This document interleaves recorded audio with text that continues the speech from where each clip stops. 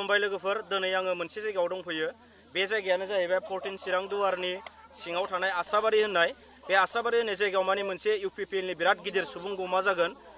जोंनि आस्राबारि बे जायगायाव माने सुबुं गौमाया ओरैबायदि जागोन चिरां डिस्ट्रिक्टआव गासै जोंहा मोन 7टा समस्ति दङ बे मोन 7टा समस्तिखौ लानानै माने बेवहाय बिराद गिदिर मास गेदारिं जागोन माने बिथांमोना बुंदों दि माने मोनसे समस्तियाव मोनसे फोथाराव बिदिनो गेदारिं लायोब्ला माने मोनसे समस्तियावनो मोनसे गिदिर फोथारानो थोआ जायो बेखायनो माइ दुब्लियाव दा बिराद गुवार जायगा नांगौ हिसाबै माइ दुब्लिखौ रायजोफ्रा माइखौ हाना होबाय माइ हाख'नो हायिखौ माने बेवहाय जोंहा 7 तारिखआव बिराद गिदिर अल चिरां डिस्ट्रिक्टनि मानसिफ्रानो बेवहाय माने नुजाफैगोन बेखायनो गासैबो जोंनि चिरां डिस्ट्रिक्टनि रायजो राजा बिथांमोनखौ जोंनि नैबे मा होनो आस्राबारि 14 चिरां दुवारनि सिङाव थानाय आस्राबारि होननाय जायगायाव फैनानै बयखौबो लैहोर फैनानै बेवहाय बाहागो लाफैनो थाखाय नोंथांमोनखौ खावलायबाय मानो होनना बुङो बेवहाय ओरैबायदि मानसि जाखागोन नोंथांमोना फै बेनो जोबथा मास गेदारिं जागोन बेखायनो गासै चिरां डिस्ट्रिक्टनि मोनफ्रोमबो समस्तिनि रायजो राजाफोरखौ बेवहाय फैनो थाखाय आं खावलायहरनाय जाबाय नायनो हासिगोन नोंथांमोना बेसेबां माइ हागासिनो दं रायजोफ्रा सोलायनाया गोनांथार प्रमद बर'नि सोरखार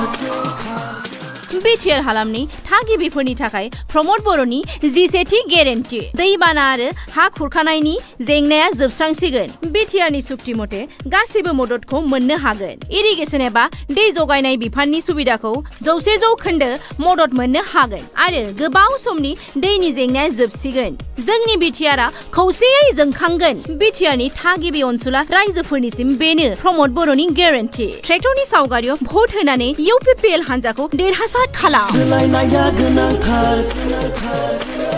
प्रमद बर'नि सोरखार गुमा गोथाव मोनदों दा गुमा गोथाव बारा औ दे बेसे बुरजा मोनहांखो माने माथाम जाहोदों दासो फैनाय नालाय दे औ मोनगासिनो औ दे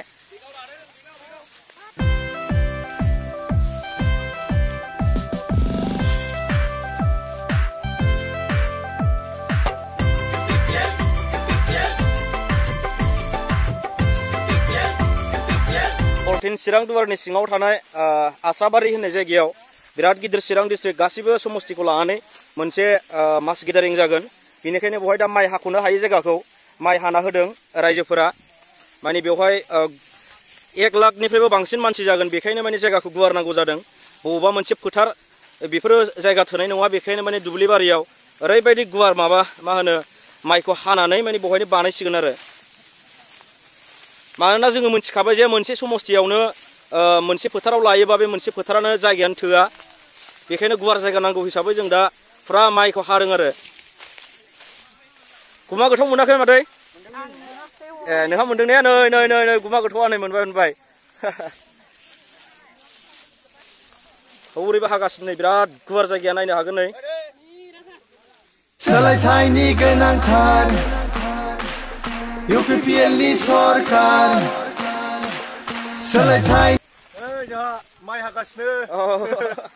हाखांसै ना UPPL पार्टिनि मिटिंआ माला जागोन मिटिंआथ' 7 तारिखआव 7 तारिखआव ने औ दे लेर बयबो फैलायबाय जाबाय औ जों माने बेसेबांबा गुवार माइ हानानै होबाय नै UPPL पार्टिया दा बिराद 1.5 लाखसो मानसि जागोन आरो बेनिखायनो जों दा बाहाय माइ हादों औ दा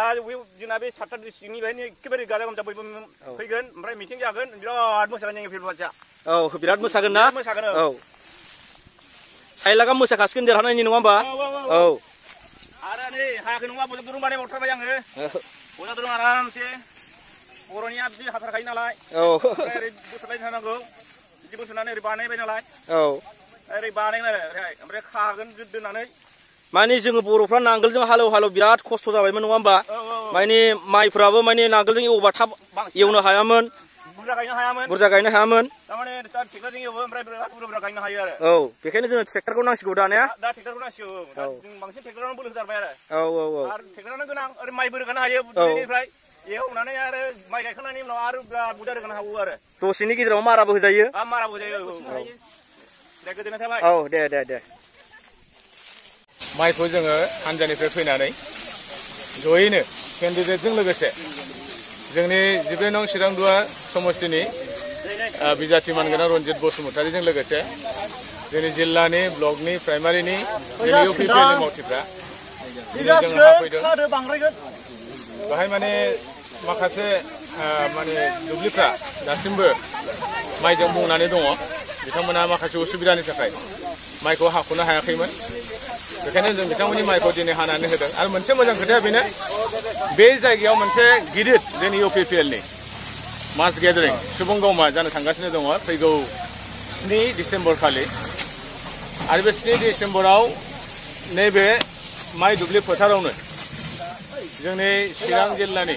गुबुन गुबुन जायगानिफ्राय गुबुन गुबुन प्राइमारिनिफ्राय जोंहा बाहागो लागिरिफ्रा फैगोन सुबुंफ्रा फैगोन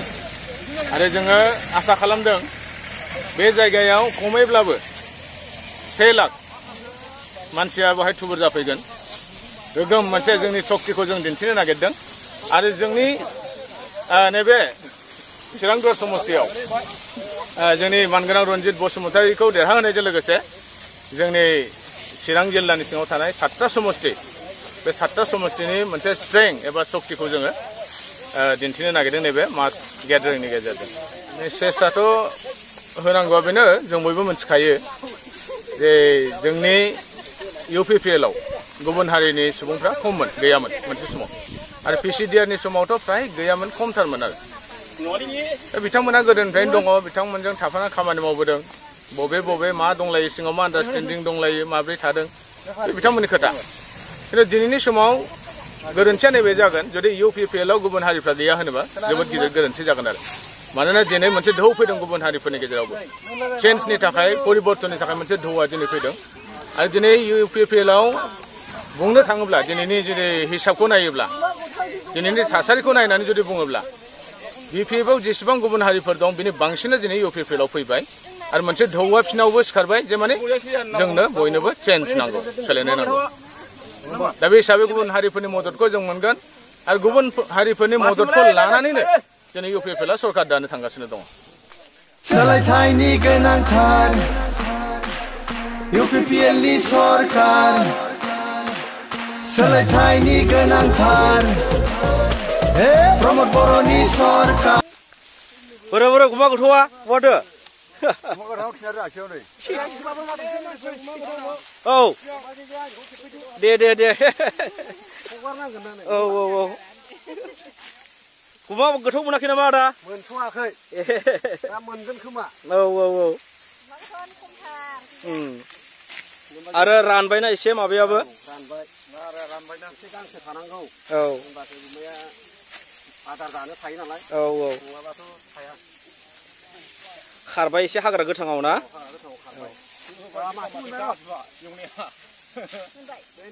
मासे मोनहांबाय औ